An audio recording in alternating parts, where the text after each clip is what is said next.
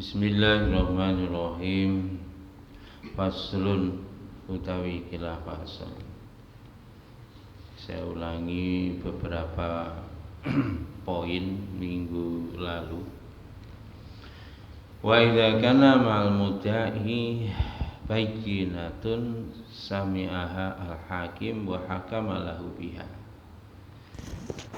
Jadi apabila pendakwa atau orang yang menggugat itu memiliki bukti, maka hakim harus mendengarkan apa yang disampaikan oleh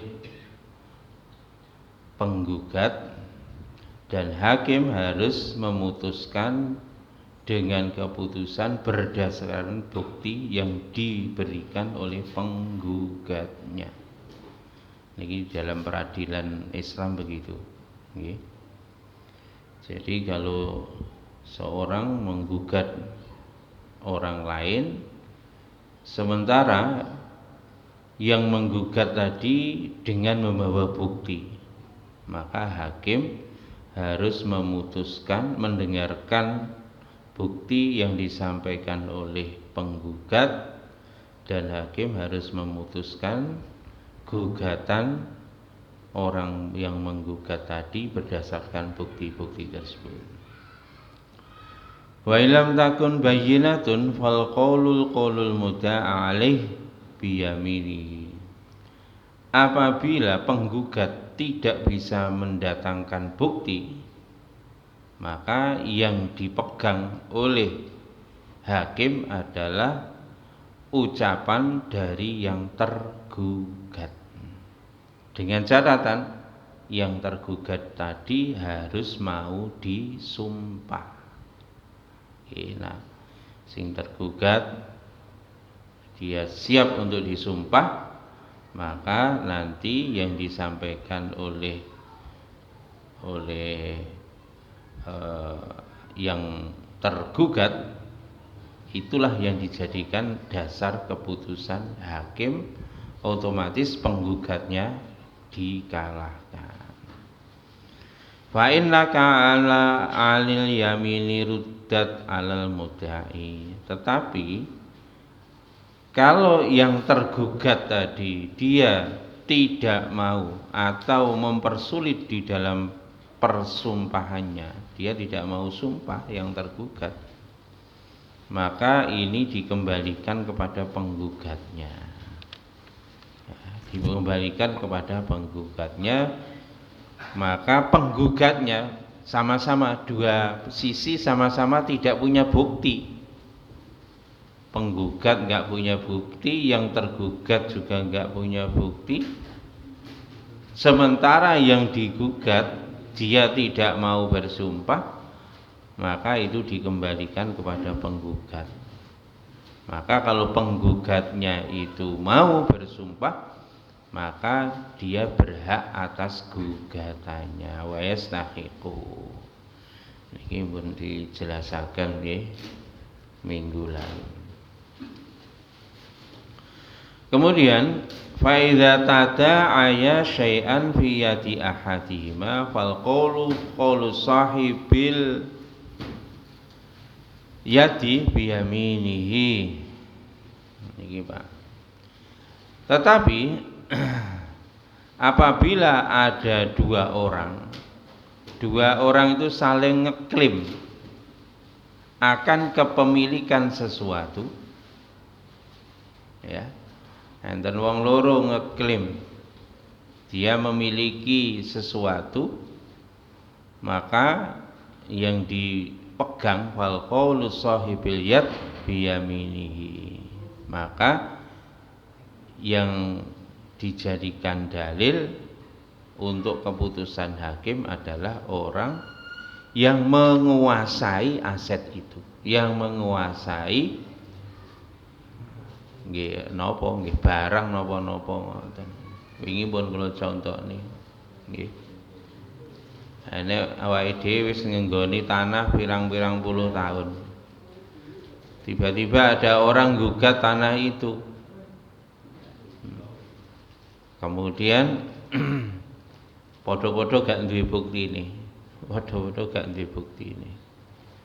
Akhirnya kalau seperti ini ke pengadilan Islam, maka yang dimenangkan adalah orang yang menempati itu. Orang yang menempati. Karena apa? Karena penguasanya adalah orang yang menempati itu. Wa in kana fi aidihima tahallafa wa ju'ila bainahuma. Iki, Pak. Otomatis itu tadi pun juga biyaminihi, dengan sumpah ya. Orang yang menguasai tadi atau orang yang tinggal di lahan itu tadi, dia siap untuk disumpah. Sementara jika tanah tadi keduanya sama-sama ngeklaim, sama-sama tidak pegang, tidak kuasa terhadap perkara itu, atau dua-duanya sama-sama punya bukti akan kepemilikan aset tersebut, maka kalau seperti itu waju ila bainahuma, hakim harus memutuskan dengan apa? Aset itu harus dibagi berdua. Kalau asetnya itu yang mengklaim dua orang. Nah, wong papat ngididum jadi bagi 4. Kalau wong duwe tak jaring aku duwe lemah. Sitoke ya ngono, aku ya saya juga punya tanah ini. Dua-duanya dapat sertifikat sama. Asli semua, dicek dua-duanya asli. Kalau di Surabaya gitu.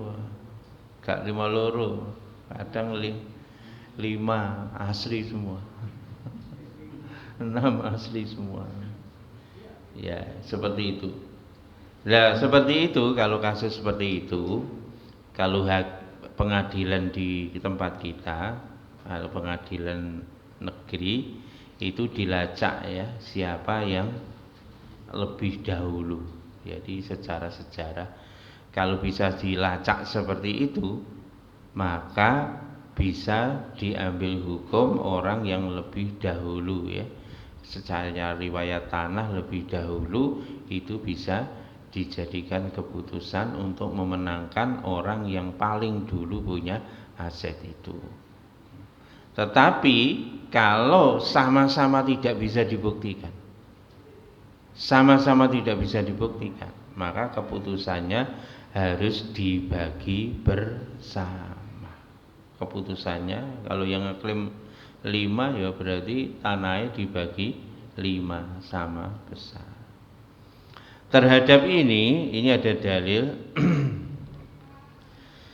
Ruya Abu Dawud wa ghairihi an Nabi Musa al-Asy'ari radhiyallahu anhu anna rajulaini ad'aya ba'iran aw dabatan ila Nabi sallallahu alaihi wasallam. Laisat liwahidin minhuma bayyinatun fajalahu Nabi sallallahu alaihi wasallam bainahuma qala al-Hakim. Diriwayatkan oleh Imam Abu Dawud dan selain dari Abu Dawud dari Abu Musa al-Asy'ari radhiyallahu anhu, sesungguhnya 2 orang berselisih saling ngeklaim bahwa unta itu miliknya. Nah, ini repot. Unta warnanya sama. Iki ora enek surate, unta ora enek surate, ora enek STN-e, ora enek apa itu namanya? Nomor rangka, nomor mesin juga ada. Nah, ini 2 orang saling klaim, ini punya saya, satu punya saya gitu. Dan masing-masing sama-sama tidak punya bukti. Laisat liwahidin minhuma bayyinatun. 2 orang ini sama-sama enggak punya bukti. Maka Nabi sallallahu alaihi wasallam membagi unta tadi untuk 2 orang, separuh-separuh. Ini enggak dijelaskan, Pak. Baginya iki disembelih terus didum loro, apa diberi nilai harga sekian kemudian dibagi 2, ini enggak ada penjelasan. Yang jelas akhirnya aset itu oleh Nabi dibagi berdua. Nggih, ngeten niki carane menyelesaikan perselisihan. Semua ini di dalam agama Islam ini sudah jelas, clear. Sudah ada contohnya sekalian. Makanya tinggal ngikut aja. Masya Allah. Kita harus berterima kasih ini kejadian-kejadian ini pada zaman sahabat, sehingga kita mudah untuk menetapkan hukum.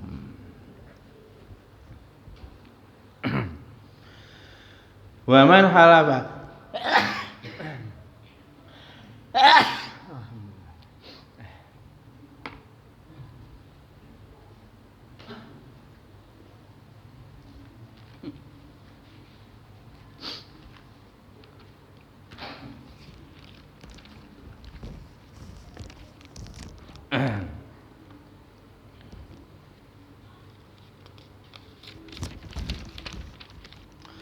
Waman halafa ala fi'li ghairihi fa in kana isbatan halafa alal battu wal qat'i alal batti wal qat'i.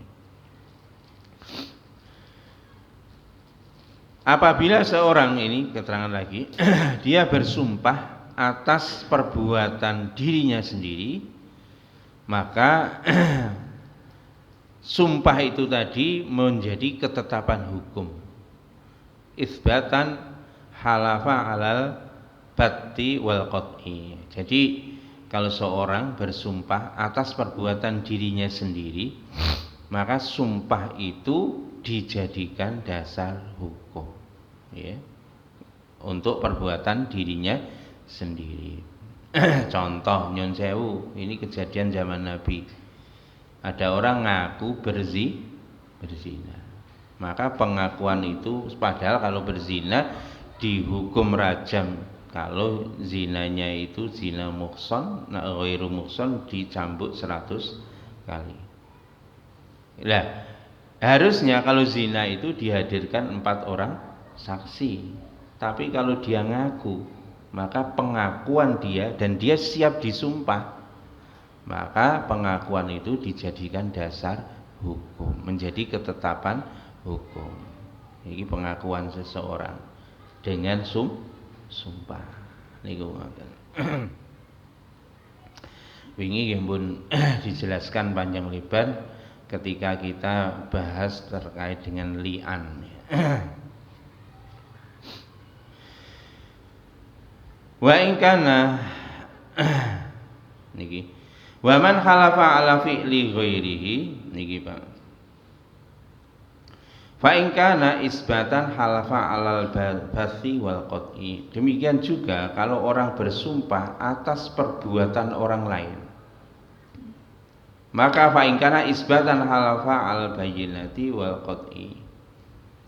Jadi kalau dia itu memberi kesaksian positif, kesaksian bahwa dia melakukan sesuatu, bukan, tapi yang bersumpah itu ada seseorang, dia sumpah atas perbuatan orang lain, maka sumpah itu juga bisa menjadi ketetapan hukum. Oke, seperti tadi disampaikan, ada orang yang mengklaim atau menggugat bahwa itu adalah tanah dia, ya, kemudian dia bersumpah penggugat tadi, maka gugatannya tadi bisa diterima kalau yang tergugat tidak punya bukti, yang tergugat juga tidak mau sumpah. Dan podo-podo sumpah ya apa nggih niki wau didum podo. Nah, memang tidak ada bukti. Wa in kana nafiyan halfa ala nafil ilmi, demikian juga kalau dia sumpahnya itu ingkar atas ketidakpemilikan, yo duduk nggonam sumpah. Nah, seperti itu pun juga bisa menjadi ketetapan hukum asal dia berada di bawah sumpah. Lah niki Pak. Inilah hukum fikih ngoten. Pun lanjut Pak. Faslun utawi ikilah fasal bab baru. Nggih masih terkait dengan peradilan. Hati-hati nggih. Bab baru. La tuqbalu syahadatu illa mimman istama'at fihi khamsu khisalin. Tidak diterima persaksian kecuali orang yang di dalamnya, kecuali dari orang yang di dalamnya dia memenuhi 5 kriteria. Ini kalau mau jadi saksi, syarat saksi harus memenuhi 5 kriteria. Nah, tidak memenuhi 5 kriteria ini, maka persaksiannya ditolak. Hati-hati. Apa syarat 5 itu? Yang pertama harus al-islamu, satu harus agama Islam. Apa Pak? Contoh sederhana, kalau kita nikah harus menghadirkan 2 orang saksi. Hati-hati, saksi aja angger nyamblek wong ae. Pokoke dia siapa enggak tahu ning embong ditarik dikon dadi saksi. Hati-hati, kalau tidak memenuhi 5 kriteria itu persaksiannya tidak sah. Kalau persaksiannya tidak sah, nikahnya ya tidak sah. Makanya ini hati-hati. Apa syaratnya? Yang pertama al-islamu, satu harus beragama Islam. Makanya kalau saksi nikah kok orang agama Islam, saksi saksi apa sebagai akad nikah secara Islam, saksinya bukan orang Islam, ya jelas tidak sah. Mulane aja terok-terok ning gone film, di film itu astagfirullahaladzim, bahaya zina itu. Di film kadang-kadang karena hubungan beda agama gak direstui, akhirnya ke catatan sipil. Maaf, zina seperti itu seumur hidup, Pak. Naudzubillah min dzalik. Makanya jangan sampai seperti itu ya. Satu Islam. Yang kedua, saksi harus sudah balik, Pak. Saksi harus sudah balik. Saksi belum balik maka tidak sah, tidak diterima persaksian. Yang ketiga, wal aqlu, dia akalnya waras. Ya, kalau saksi ini on off, kadang waras, kadang enggak. Lah ngeten iki Pak, hati-hati. Nanti pas nyekseni pas gak waras ya, makanya ini. Sekali lagi jangan gegabah ketika kita akad nikah dan yang lain sebagainya. Nanti saksi enggak hanya akad nikah, Pak.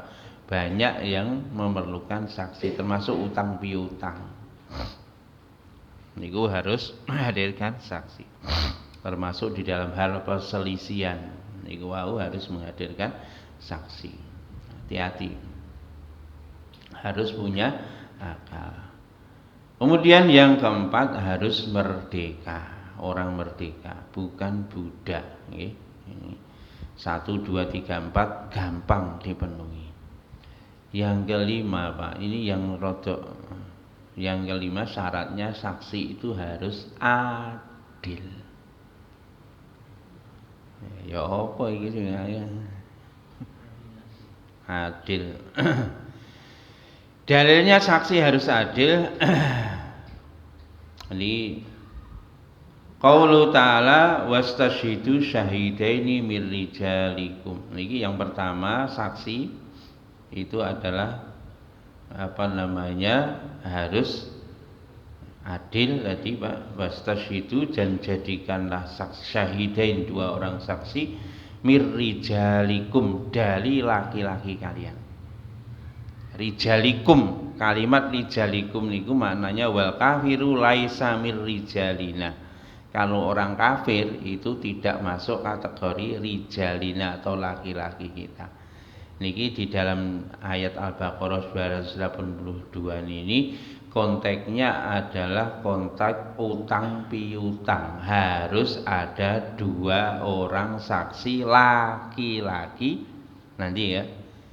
Atau kalau nggak ada 2 orang saksi laki-laki, 1 laki-laki plus 2 orang perempuan. Ini khusus untuk utang piutang.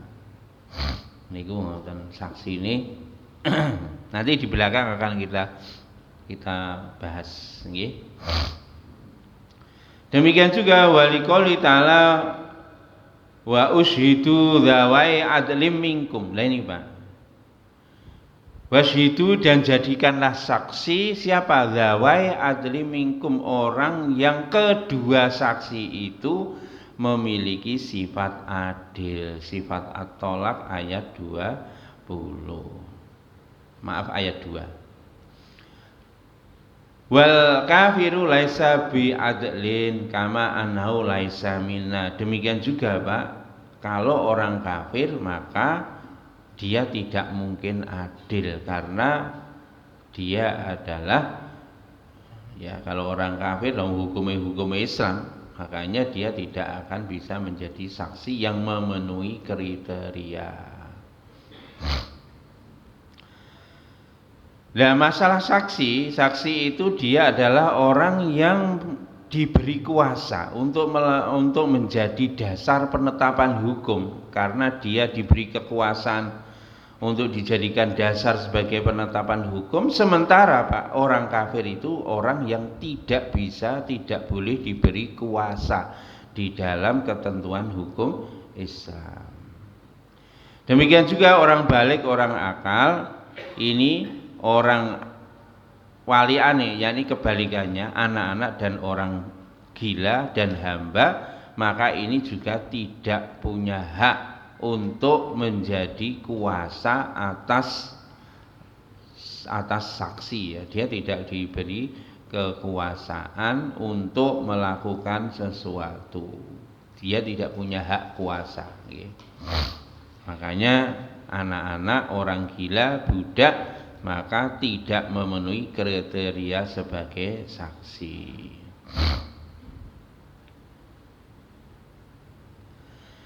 Wa amal adalatu faqaulu ta'ala wasyitu dzawa'id minkum fahiya sharihatun fi isyrati ayyakuna syahidan adlan. Ini yang menjadi syarat mutlak yang tadi disampaikan firman Allah niki wa ashhidu dzawai adlim minkum, dua orang saksi harus adil di antara kalian. Adlim minkum. Di dalam surat Al-Baqarah 282 juga wa mimman tardawna minasyuhada'i, artinya saksi yang engkau ridhoi, dua orang saksi yang engkau ridhoi untuk mencatat utang piutang itu, artinya apa? Dua orang saksi tadi yang adil. Kenapa? Kalau tidak adil maka tidak mungkin kalian berdua ridho kepadanya. Niku ngoten. Pun. Nah terus adil niku nopo? Yang adil itu seperti apa? Walil adalati khamsu syara'ita. Jadi syarat adil itu ada 5.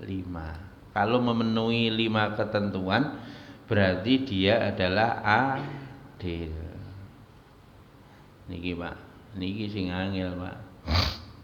Ayyakuna mujtaniban lil kabairi. Niki Pak. Sing pertama Pak.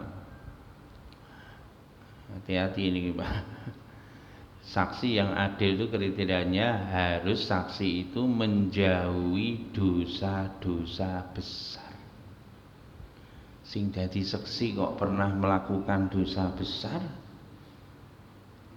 itu persaksiannya jadi batal, gak sah. Lah niki makane nyun sewu. Niki napa? Niki.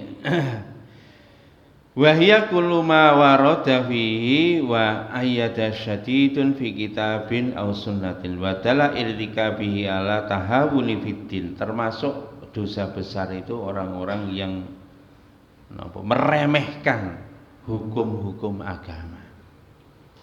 Seperti kasyur bil khamri, maaf peminum.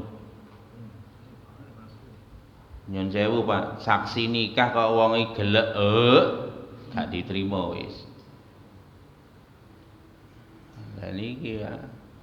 Hati-hati makanya pun syukur nyamblek wong mawon iki. Narkoba sak kawan-kawane Pak. Nggih.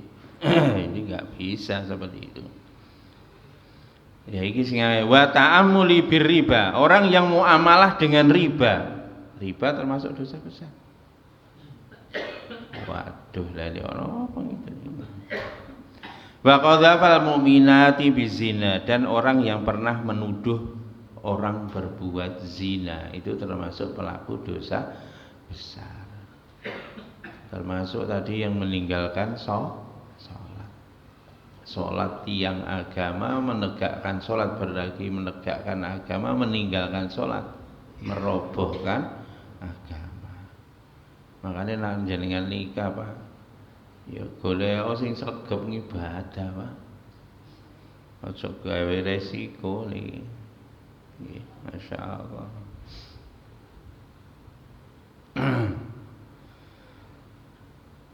Bahkan niki termasuk dalilnya Pak. Qala ta'ala fi sya'nil qadhifina wa la taqbalu lahum syahadatan abada wa ulaika humul fasikun. Orang yang menuduh orang lain berbuat zina dan dia tidak bisa menghadirkan 4 orang saksi, maka Allah sampaikan nih, la taqbalu lahum syahadatan abada. Jangan engkau terima persaksian dia selama-lamanya. Sekali saja berbuat menuduh orang lain berbuat zina, kenapa ini masuk kategori dosa besar, maka selamanya persaksiannya ditolak. Ulaika humul fasikun, karena mereka termasuk orang fasik. Dan iki Pak, iki sing antep Pak.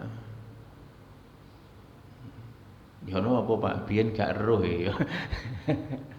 Nggih istighfar mawon, nek biyen gak ero nggih istighfar mawon sing gak ada. Masyaallah. Ghairu musirin alal qalili minas saghairi, demikian juga orang yang menganggap remeh dosa-dosa kecil. Orang sregep nglakoni dosa kecil pun persaksiannya tidak diterima karena dia termasuk tidak adil. Ya. Masya Allah. Niki termasuk kan nadhuril muhrimi, seperti melihat perkara yang haram. Niki dosa kecil. Sing wong remehne ndelok perkara sing haram. Ya niki hati-hati, Masya Allah, niki dadi seksi, Masya Allah, dianggap biasa, Masya Allah, niki hati-hati nggih. Enggak apa lihat perkara haram napa Pak nggih, jenengan roh dhewe. Ya Allah, ndelok kotak hitam sendirian, enggak ada orang lain ya. Ndelok gambar sing gak genah, ora mau gambar video parno. Ini kalau seperti ini Pak, dan dijadikan sebagai kebiasaan, maka orang gini persaksiannya tidak diterima. Dan nak kadang-kadang ya terus tobat ya, nak tobat ya gak apa-apa, wis tobat. Tapi kalau tadi yang dosa besar Pak, itu tadi pernah menuduh orang berbuat zina, akhirnya dia tidak diterima persaksiannya selama-lamanya. Nak dosa kecil ya ini nak tobat ya insyaallah diterima. Ya niki masyaallah. Termasuk wahajar muslimi fawqa salas, termasuk yang melakukan dosa kecil dianggap remeh. Ini adalah orang yang seteru dengan sesama muslim, mbuh dulure, mbuh tanggane, niki luwih saka 3 dina. Mulane jenengan nak nyamblek saksi, Pak zaman saksi nikah sampean harus diinvestigasi. Ini pernah diamin tetangganya ndak? Kalau diamin lebih dari 3 hari wis mundur, golek liyane, cari yang lain. Ya napa ini istighfar mawon Pak niki masyaallah. Allahu Akbar, niki kriteria adil yang kedua. Kemudian kriteria adil yang ketiga ada salimas sari roti. Yang ketiga, akidahnya lurus. Islam tapi akidahnya harus lurus. Iki Pak. Ai al aqidah fala tabalu syahadatu man ya'taqidu jawazu sabis sahabah radhiyallahu anhu. Tidak diterima persaksiannya orang yang akidahnya tidak lurus. Contoh akidah tidak lurus niki menurut Syekh Mustafa ini adalah orang yang berkeyakinan bahwa mencaci para sahabat itu boleh. Maka orang maaf, kalau orang kok mencaci maki sahabat, persaksiannya tertolak. Makanya hati-hati Pak. Ini akhir zaman ini banyak orang yang mudah mencaci, mendiskreditkan para sahabat radhiyallahu anhum. Naudzubillah. Ini Pak. Hati-hati. Ini persaksiannya ditolak. Masya Allah. Kemudian yang keempat adalah makmunan indal ghadabi. Orangnya terpercaya walaupun pada posisi marah. Pada posisi marah isik tetep jujur. Dan niki Pak niki identifikasi nggih awake dhewe ya ora usah ngelangen lah Pak, sing penting gampang mawon nggih.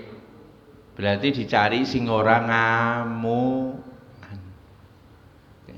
Ngamukan ya gak apa-apa, tapi dilihat nak ngamuk berarti ngamuke mergo ngamuk krana gak salat anake, gak salat niku bojone diamuk, mboten napa-napa ngeten niki. Berarti marah tapi tetap adil.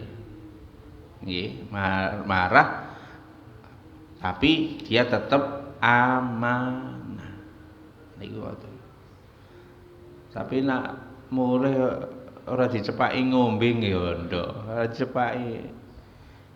Nah, ngene iki gawat ngeten iki nek dadi seksi. Makanya saya ini yang jadi saksi jangan orang yang temperamental. Masya Allah.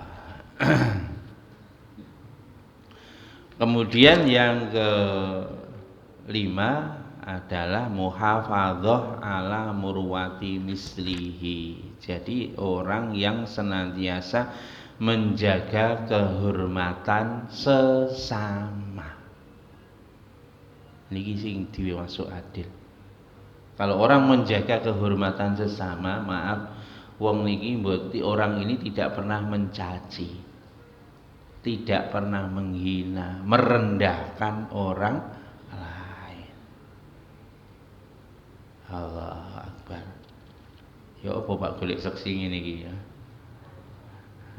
Ya golek, yang penting upaya, yang penting upaya, yang penting ijtihad.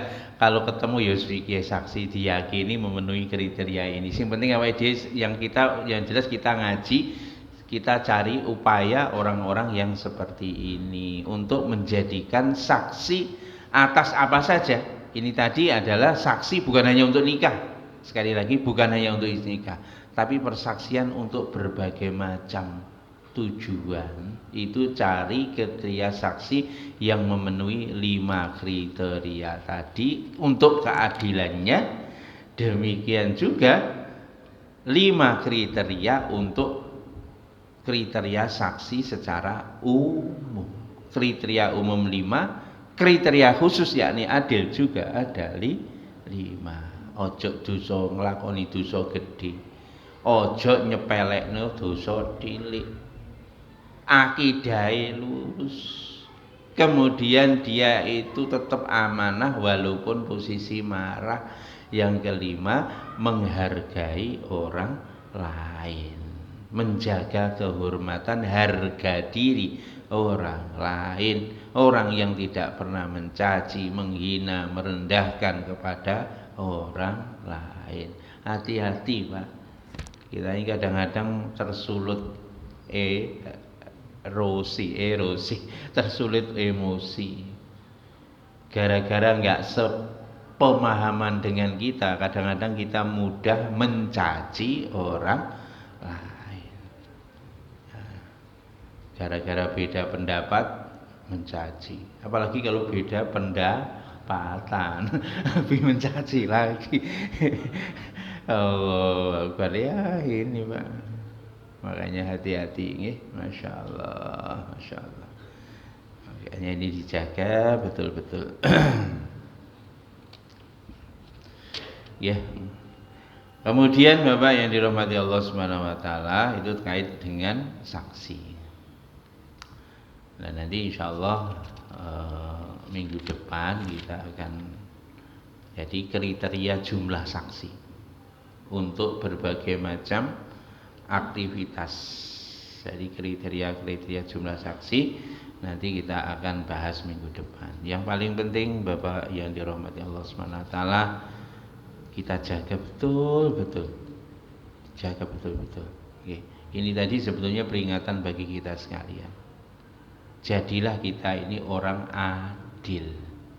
I'dilu huwa aqrabu littaqwa. Berbuat adil lah, karena berbuat adil itu mendekatkan kepada takwa. Sebetulnya bukan mendekatkan, tapi penyebab takwa itu adalah kita berbuat adil. Jadi istilahnya apa ya, ini bahasa sekarang itu biimplikasi. Orang takwa nanti akan bisa adil, demikian juga orang adil akan menjadikan dia bertakwa. Bahkan kalau khutbah Jumat sering diulang-ulang, innallaha ya'murukum bil adli wal ihsan. Sesungguhnya Allah memerintahkan kepada kalian untuk berbuat adil. Wal ihsan, itu dia juga berbuat kebaikan. Wa ita'i dzil qurba wa yanha 'anil fahsya'i wal munkar, dan senantiasa memberi kepada kaum kerabat. Jadi wa ita'i dzil qurba wa yanha 'anil fahsya'i wal munkar, dan menjauhkan dari perbuatan keji dan perbuatan mungkar. Masya Allah, itu diulang-ulang naik khutbah Jumat. Ya, Masya Allah. Maka dari itu hadirin rahmati Allah, ini yang hilang di negeri kita ini Pak, sifat adil ini ya Allah. Sekarang ya Allah, gampangnya orang mencaci orang lain, menghina orang lain. Adik sekarang itu kalau mencaci itu wis gak tanggung-tanggung, diviralkan, menghina orang. Ya Allah. Masya Allah. Ya itulah akhir zaman seperti itu. Padahal kalau orang mencaci orang lain Pak, Masya Allah, la yaskhar qauman min qaumin asa ayyakuna khairam minkum wala nisaun min nisain asa an takuna khairam minhun wala tanabazu bil alqab bisalismu fusuqu ba'dal iman. Janganlah engkau merendahkan orang lain. Boleh jadi yang kamu rendahkan itu lebih baik daripada kamu. Demikian juga wanita, janganlah merendahkan wanita yang lain. Boleh jadi yang kamu rendahkan itu lebih baik daripada kamu. Wala tanabazu bil alqab, janganlah kamu menyebut temanmu, saudara kamu dengan sebutan yang buruk. Saat niki waduh nak nyebut Masya Allah. Nggih, walaupun nggih, janganlah menyebut apa tikus berdasi ya. Oh, lah nyon sewu, kalau betul begini, sudahlah, jangan kita mencaci dia. Kalau dosa ya tetap harus dihukum, salah tetap harus dihukum. Tapi kita jangan merendahkan, menghina orang lain. Hati-hati, karena kalau hukum di negeri kita ini aneh. Kadang-kadang yang benar tambah ketangkap, yang salah tambah aman. Sudah kita nuduh tadi tikus berdasi, padahal dia bukan. kita sudah sangka buruk, memanggil dia dengan panggilan yang buruk, wis dosane lipet. Ternyata dia tidak terbukti. Nah ini makanya hati-hati. Ngoten nggih. Nah, itu aja mungkin peringatan. Yang bahaya lagi Pak kalau sudah saling caci mencaci, sakotot min ainillah, jatuh dari pandangan Allah. Tidak dilihat amalnya oleh Allah kalau sudah saling caci mencaci. Kita tutup dengan doa majlis.